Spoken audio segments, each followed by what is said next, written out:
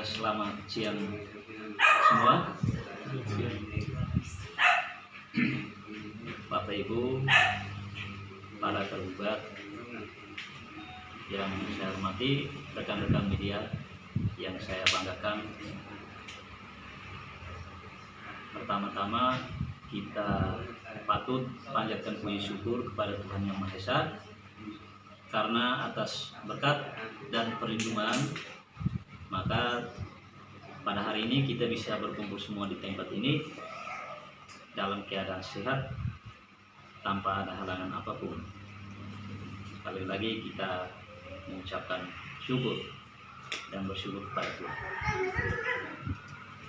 Baik, terkait dengan putusan perkara nomor 31 garing PDTG garing 2001 garing PN Atambua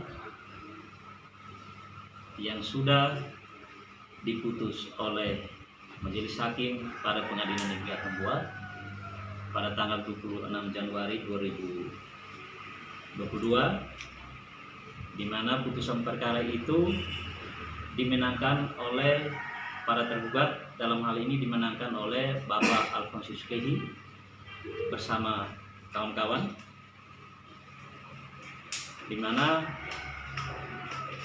perkara nomor 31 ini pihaknya itu yang pertama Ermelinda Kolo dan kawan-kawan selaku penggugat melawan Bapak Alfonsus Kehi dan kawan-kawan selaku para tergugat dalam perkara nomor 31. Jadi saya mau sampaikan bahwa ternyata dalam pertimbangan hukum dari Majelis Hakim bahwa kepemilikan raja, kepemilikan barang pemali atau barang pusaka itu adalah milik Raja Wirmusleki dan keturunannya. Jadi sudah ada di dalam pertimbangan hakim. Ya, karena selama proses persidangan bahkan sampai tahap pembuktian pun tidak ada satu saksi, satu bukti surat pun yang mampu menjelaskan secara rinci dari pihak penggugat, yang mampu menjelaskan secara rinci bahwa apakah barang-barang pusaka yang disengketakan itu apakah itu milik pribadi penggugat ataukah milik suku Matalas. Ini tidak terbukti sama sekali. Justru sebaliknya, di dalam pertimbangan Majelis Hakim dikatakan bahwa para tergugat mampu membuktikan dalil bantahan. Salah satu dalil bantahan kita bahwa barang-barang pusaka yang disengketakan dalam perkara nomor 31 adalah barang milik Raja Wirmusleki dan keturunannya. Ya, keturunannya siapa? Keturunannya adalah Bapak Alfonsus Kehi dan kawan-kawan.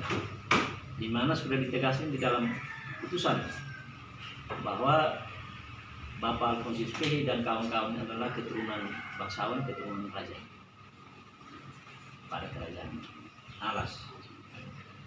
Jadi selama persidangan ya kita mampu membuktikan itu.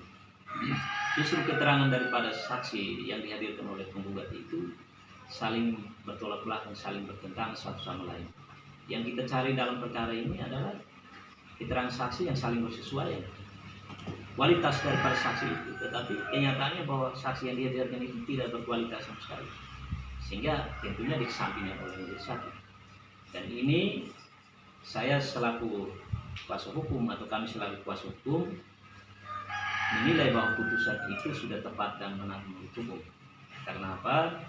Putusan itu Majelis Hakim dalam putusannya itu sudah mempertimbangkan segala bukti dan segenap alat bukti yang ditemukan selama proses persidangan secara menurut berdasarkan asas keseimbangan dan meletakkan dan memperlakukan seluruh alat bukti dan nilai bukti yang diajukan oleh para tergugat secara proporsional, secara adil dalam rangka menunjukkan kebenaran yang sesungguhnya di dalam perkara ini.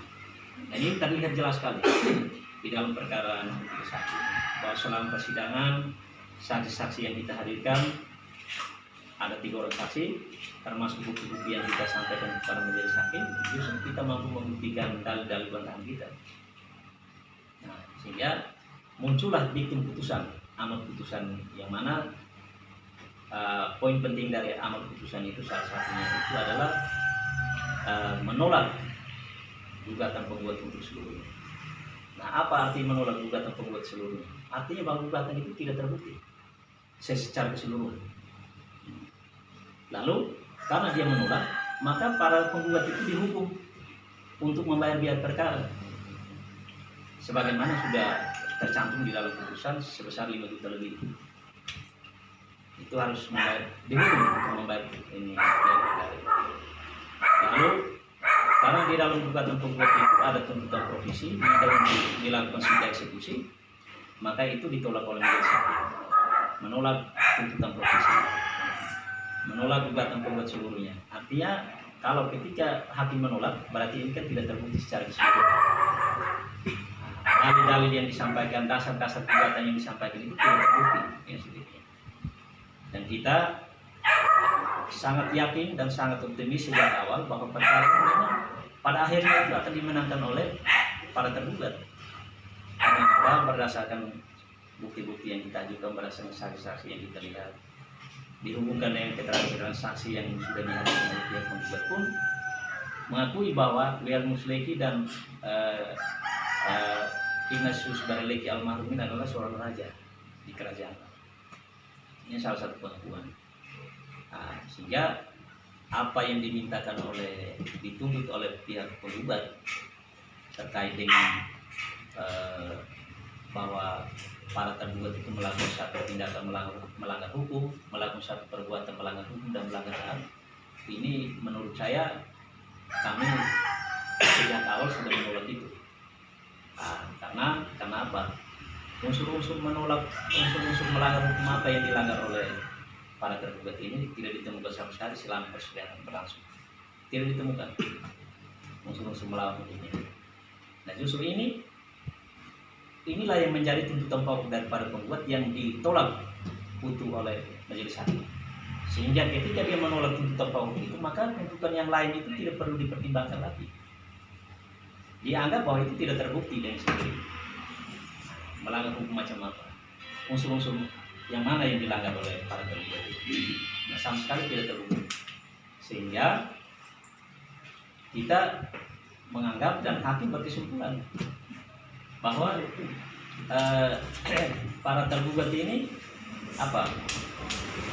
penguasaan para tergugat terhadap barang-barang pusaka itu sangat beralasan dan cukup beralasan untuk dianggap sebagai bentuk penguasaan secara itikat baik dan secara jujur menguasai barang-barang pusaka, sehingga harus mendapatkan perlindungan hukum dan legitimasi sebagai pemilik hak yang sah terhadap barang-barang pusaka. Ya, pemiliknya mereka ini,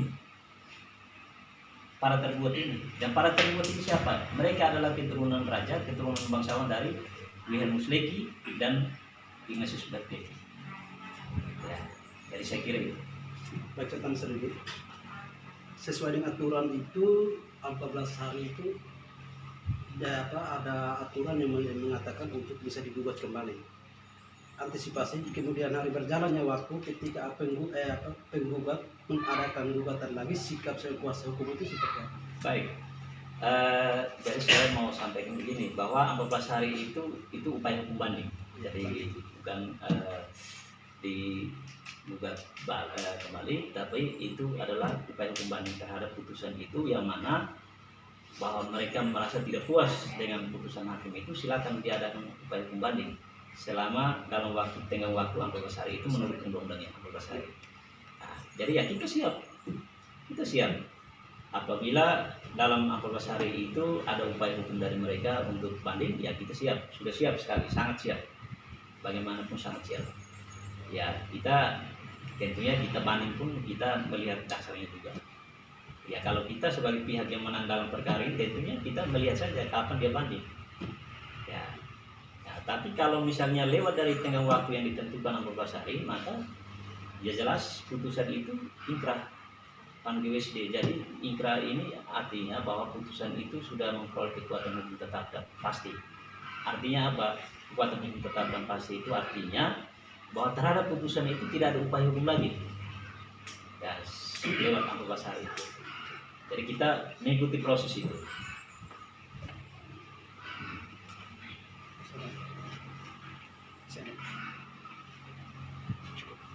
Cukup. Oke. Baik, terima kasih. Selamat sore semua. Tuhan memberkati.